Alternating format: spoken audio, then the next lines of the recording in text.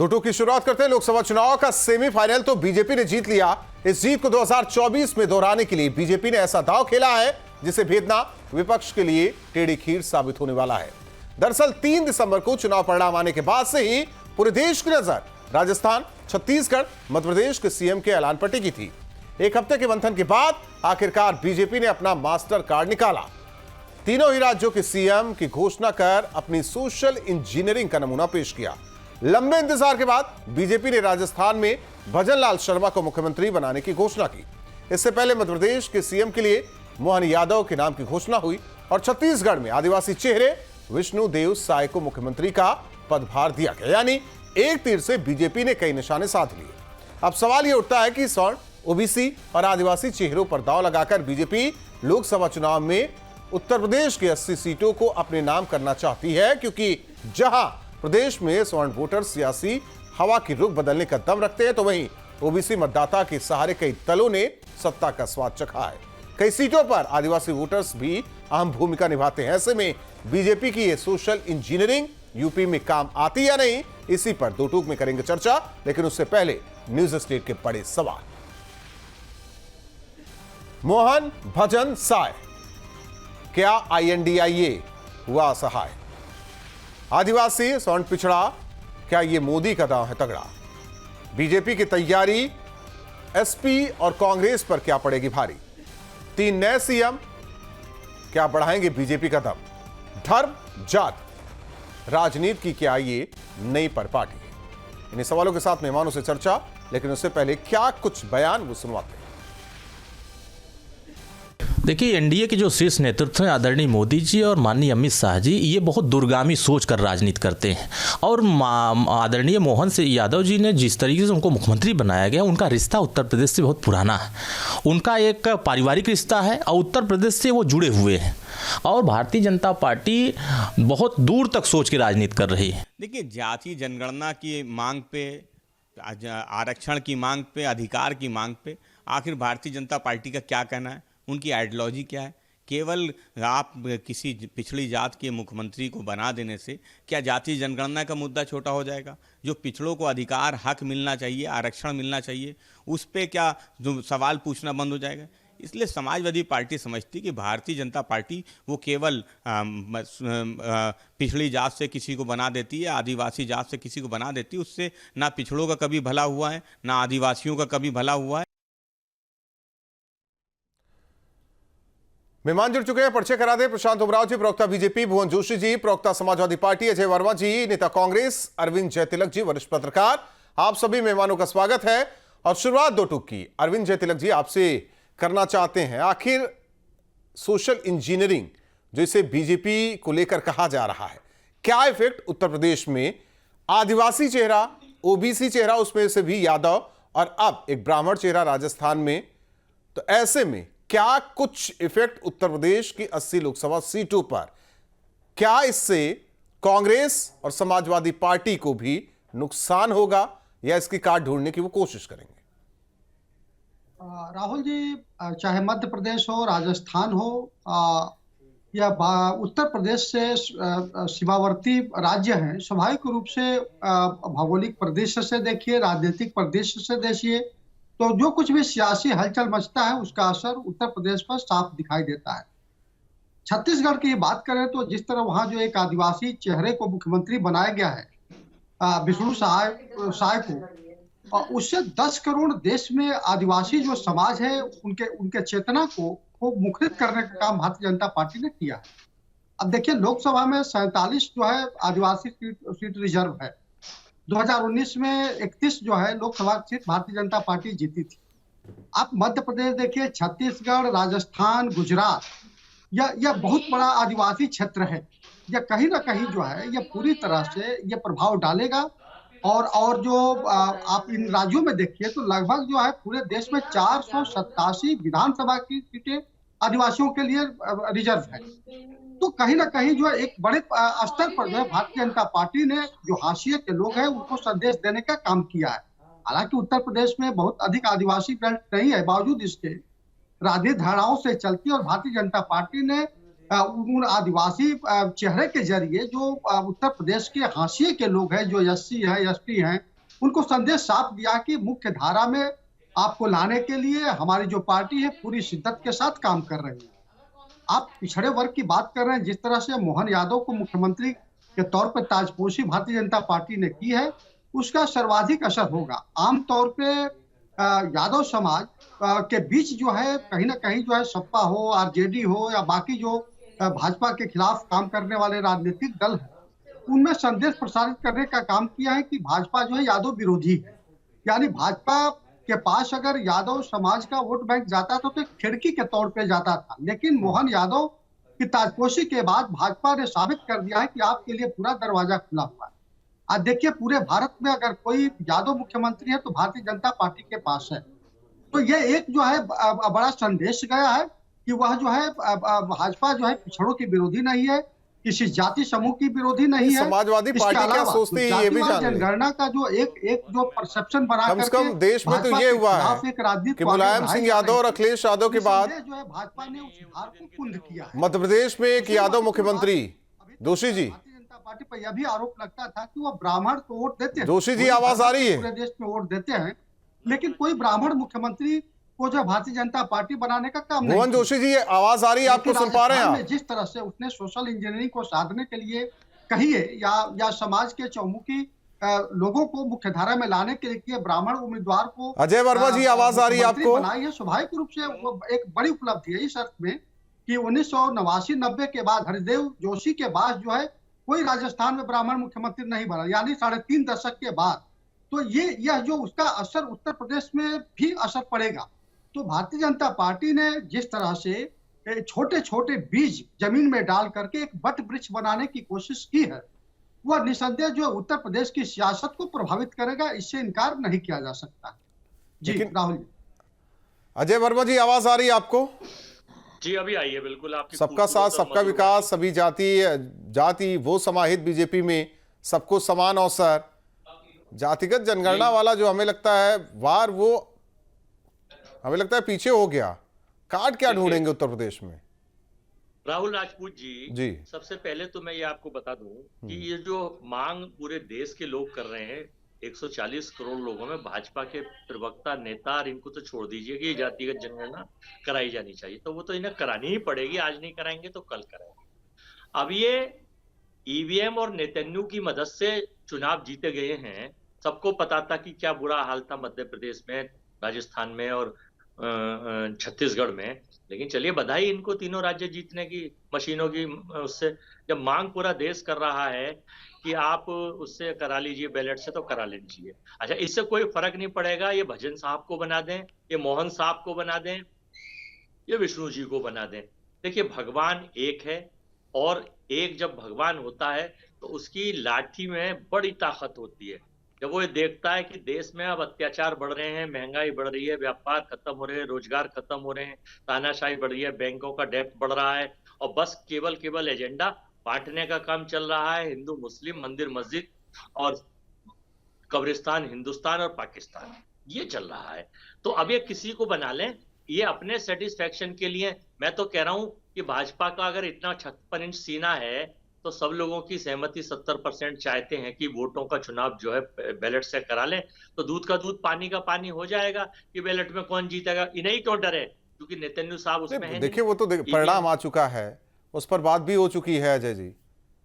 अब तो ये तो कहेंगे कि पूरे देश, एक यादव चेहरा, एक आदिवासी चेहरा, एक ब्राह्मण चेहरा, सबको दिया है, डिप्टी सीएम बनाकर सबका सम्मान किया गया है। हाँ, पूरे देश में आपके मित्र मीडिया चैनलों को छोड़कर हर प्लेटफॉर्म पे देखिए ईवीएम की चर्चा, इनके चुनाव जीतने की चर्चा और परिचर्चा चल रही है। अच्छी बात है, इनका इंटरनल मामला है। ये ओबीसी को बनाए या सामान्य कास्ट को बनाए या किसको बनाए, 40% के कमीशन में, जहां बाबा जोशी जी की पार्टी कहती थी ना बीजेपी यादव विरोधी है, कौन कहती? ब्राह्मण विरोधी है। अब तो सब साफ हो गया। जोशी जी की पार्टी, समाजवादी पार्टी। जोशी जी अच्छा लग रहा है ना आपको? मुलायम सिंह यादव मुख्यमंत्री उत्तर प्रदेश, अखिलेश यादव मुख्यमंत्री उत्तर प्रदेश, अब एक यादव एमपी का भी मुख्यमंत्री मध्य प्रदेश। अच्छा लग रहा है कि नहीं? देखिए राजपूत जी, पहले तो मैं आपकी बात से प्रारंभ करना चाहता हूं। आपको बहुत बहुत बधाई, क्योंकि पूरे चुनाव में भारतीय जनता पार्टी और तथाकथित मीडिया इसको सेमीफाइनल नहीं कह रहा, लेकिन आज आपका जो पहला सुर चिड़ा वो छुड़ा कि आज सेमीफाइनल है। चलो हम आपकी बात ही मान नहीं, लेते हैं, सेमीफाइनल हो चुका है, फाइनल 24 का। नहीं आपने सुना नहीं? अपनी आप बीजेपी के जीत के बाद आप बोल रहे हैं सेमीफाइनल। पहले तो कितनी बार सेमीफाइनल? आपको सारी, आपको भेज दूं, सारे वीडियोस भेज दूं आपको।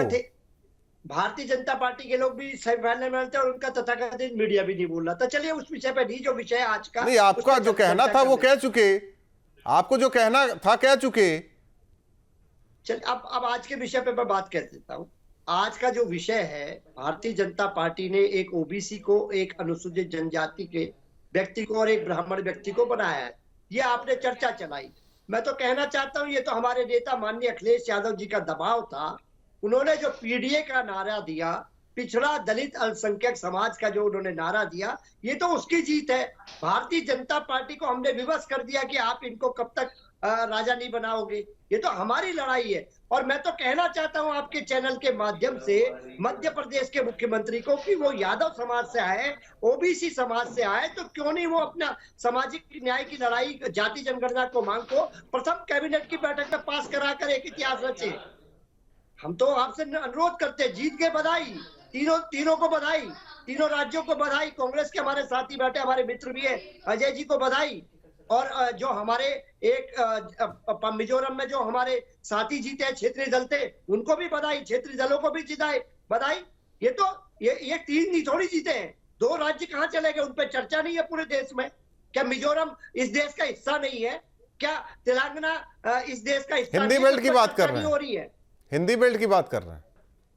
हाँ, तो वही विषय मैं कह रहा हूं। तो आज इस देश ने किसको दिया है? क्षेत्रीय पार्टी को भी दिया है, कांग्रेस को भी वोट दिया है और बीजेपी को भी वोट दिया है। तो तीनों को बधाई, सबको बधाई होनी चाहिए। और हमने जो मांग रखी है, हमने कहा ये तो हमारी जीत है, या माननीय अखिलेश यादव के पीडीए आंदोलन की जीत है। भारतीय जनता पार्टी को विवश कर दिया कि वो ओबीसी पहली बार जब से इनकी पार्टी बने, किसी ओबीसी को मुख्यमंत्री बनाने, यादव को ओबीसी को मुख्यमंत्री बनाने का काम करा।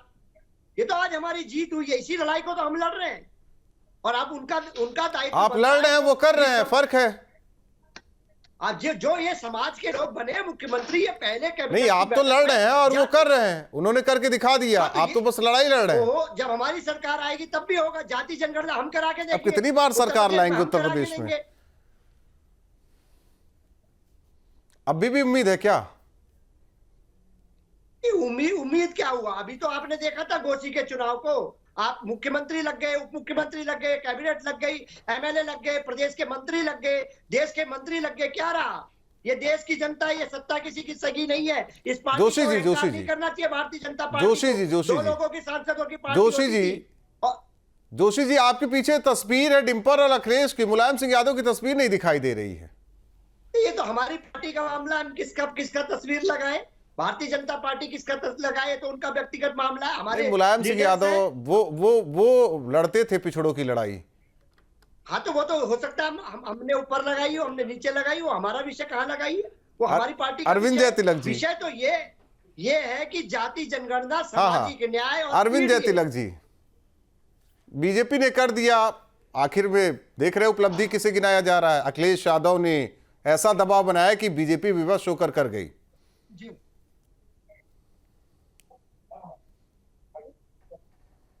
जी जी पूछे। दबाव में बीजेपी ने यह फैसला लिया है, वो भी समाजवादी पार्टी के पीडीए फॉर्मूले को लेकर। प्रवक्ता है समाजवादी पार्टी के, लेकिन क्या वो यह बताएंगे कि अगर मान लीजिए उन्हीं की पार्टी की सरकार भविष्य में बनती है तो क्या किसी गैर यादव को मुख्यमंत्री बनाएंगे? मैं इनसे पूछना चाहता हूँ, ये तो हमारी पार्टी जी, लेकिन मैं इस चीज से सहमत नहीं हूँ कि इनके दबाव में भारतीय जनता पार्टी जो है किसी दबाव में जयतिलक जी नहीं बना। अरविंद जयतिलक जी, जब अपने पार्टी एसएन जी हमारे साथ, एसएन जी प्रवक्ता जुड़ रहे हैं बीजेपी के, शामिल थे, उनको अब उनको भी वक्त दे दीजिए। पहली बार कोई विधानसभा का चुनाव जीत के आता है, अब उन्हें भी वक्त दे दीजिए। एसएन जी, ये सहज तौर पर स्वीकार किया जा सकता है कि वह जो है पीडीए का दबाव इसलिए छत्तीसगढ़ से लेकर राजस्थान तक चेहरा, पिछड़ों की बात तो तब ओबीसी, आदिवासी, ब्राह्मण, पिछड़े को तो मुख्यमंत्री बना के दिखाए। कम से कम आरजेडी जो है बिहार में गैर यादव को बना के मुख्यमंत्री दिखाए, तब ये बात। अरे भैया अब आप लोग शांत रहें तो मैं कुछ जवाब दे दूं। का चुनाव होगा उस दरमियान जब मोहन यादव यूपी में या बिहार में जाएंगे, भैया आप कुछ शांत रहें आप लोग, तो मैं कुछ बोलूं। समाजवादी पार्टी किसी अन्य यादव को मुख्यमंत्री बनाएगी क्या? किसी एसएन जी बोलिए तो जरा। राहुल जी मतलब मैं बोलूं या दूसरा बोले, मैं कह रहा हूं। चलिए अच्छी बात है। देखिए यहाँ जितने लोग बैठे हैं सभी को सादर प्रणाम। अच्छी बात है। देखिए भारतीय जनता पार्टी का एक कितना सुंदर मंत्र है, सबका साथ सबका विकास, सबका प्रयास सबका विश्वास। और आज देश में एक अपार खुशी है। सब लोग ये जान रहे हैं कि जो परिवार वाली पार्टियां चलती थी, चाहे वो कांग्रेस की परिवार वाली पार्टी, समाजवादी पार्टी के परिवार वाली पार्टी, लालू जी के परिवार वाली पार्टी, और सभी ने कई बार देश और प्रदेश में सरकारें बनाई, लेकिन परिवार परिवार और परिवार और परिवार भी कैसे, जैसा छोटा विचार वैसा ही छोटा व्यवहार। मतलब एक भारतीय जनता पार्टी है जिसके लिए पूरा समाज परिवार है, सर्व समाज परिवार है, पूरा देश परिवार है। और सभी लोग जानते हैं एक कार्यकर्ता वो राष्ट्रीय अध्यक्ष बन सकता है, एक कार्यकर्ता वो प्रधानमंत्री बन सकता है, वो कभी हिमाचल का मुख्यमंत्री बन सकता है, कभी उत्तराखंड का मुख्यमंत्री बन सकता है, हरियाणा का मुख्यमंत्री बन सकता है, उत्तर प्रदेश का मुख्यमंत्री। और दूसरी तरफ 4-4 बार सरकारें उत्तर प्रदेश में समाजवादी पार्टी की होती है। यादव मतलब सिर्फ मुलायम परिवार। और आप देखे होंगे इसका परिणाम ऐसा रहा। ऐसा ना बोलिए, दूसरी को बुरी लग सकती है बातें। आजमगढ़ का जी राहुल जी बुरी लग सकती है बातें। आजमगढ़ एक किला था, वहां के लोगों ने कहा कि नहीं भाई सर्व परिवार की बात होनी चाहिए। आपने कहा यादव मतलब कि मुलायम सिंह का परिवार, अखिलेश यादव का परिवार, ऐसा नहीं है। देखिए आपने भी एक यादव मुख्यमंत्री तो बनाया है ना जोशी जी। हम तो इसीलिए तो मैं कह रहा हूं राहुल जी, देखिए कितनी अच्छी बात। समाजवादी पार्टी के लिए यादव मतलब मुलायम सिंह का परिवार, इनका मुख्यमंत्री कौन किससे आते हैं? आदरणीय समाजवादी पार्टी के मित्र हमारे। आप देखिए हमने किया, आपने कहा, आप सिर्फ कहते हैं हम करते हैं। आपके लिए एम और वाई। लालजी टंडन क्या है? ये नहीं, वो मुख्यमंत्री नहीं, प्रधानमंत्री नहीं, ऐसा नहीं कि मतलब पिता के पुत्र हैं इस नाते मंत्री हो जाए, पिता के पुत्र हैं इस नाते मुख्यमंत्री हो जाए। लालू जी जब जेल में जाते हैं तो रावड़ी जी को देकर जाते हैं। लालू जी जब, अरे भैया आप सुनेंगे तब आपको तकलीफ क्यों हो रही है? आप सर्व समाज को मानिए, सबको मानिए, आप सबको मानिए ना, ये तो अंतर है। अब देखिए एक कार्यकर्ता, अजय जी आपकी पार्टी कहाँ लड़ाई, कैसे लड़ाई कार्यकर्ता के तौर पे आजम खान। देखिए राहुल जी, 2024 में हमने ये तय करा है कि इंडिया गठबंधन मिलकर इस हिंदुस्तान में देश के मौखिक मुद्दों पर मेन मुद्दों पर लड़ाई लड़ेंगे। और जिसकी जितनी सबको जो भी होगा सबको एडजस्ट करके हम बड़े भाई की भूमिका में काम करेंगे। हमें चूंकि देश से लोग कह रहे हैं, जो रिपोर्ट्स है उसमें कहा जा रहा है कि आप बड़े भाई की भूमिका में नहीं, अब छोटे भाई की भूमिका में हो गए। नहीं बड़े भाई, जहां जो दल मजबूत है वो बड़े भाई की भूमिका में। नहीं जो क्षेत्रीय दल ऐसे कितने हैं सर? राहुल राजपूत जी, बिहार 30 स्टेटों में चलिए 5 मान लीजिए। तो कोई बात नहीं है, वहाँ बड़े भाई की भूमिका में उन्हें रहने देंगे। अब थोड़ा गोविंद जी सुन तो लीजिए जरा। मैं क्या जोशी जी आपके INDIA वाले वक्त भी नहीं है। जोशी जी 1 मिनट सुन ले जरा। अजय जी वक्त भी नहीं है। आप चारों मेहमानों का बहुत बहुत धन्यवाद दो टूक में हमारे साथ जुड़ने के लिए। लेकिन जिस तरीके से छत्तीसगढ़, मध्य प्रदेश और राजस्थान में चेहरा, छत्तीसगढ़ में आदिवासी चेहरा, मध्य प्रदेश में ओबीसी चेहरा और राजस्थान में सौंड चेहरा, सोशल इंजीनियरिंग बीजेपी की इसे कहा जा रहा है। और क्या ये जो दांव है 24 के लिए मास्टर स्ट्रोक है, ये तो नतीजे बताएंगे। लेकिन दूसरी ओर जो जाति जनगणना की बात विपक्ष की तरफ से लगातार कही जा रही है, उसको लेकर ये काट के तौर पर देखा जा रहा है। फिर भी सवाल कि आखिर उत्तर प्रदेश की 80 लोकसभा सीटों को लेकर क्या कुछ फर्क पड़ेगा तो कितना, ये तो आने वाले वक्त में पता चलेगा। लेकिन फिर भी INDIA जिसे कहा जा रहा है, ये ऐसा गठबंधन जो कि बीजेपी को हराने के लिए तत्पर है, क्या उसे भी इससे पार पाना मुश्किल हो रहा है? ये भी एक अहम सवाल है। दो टूक में इतना ही।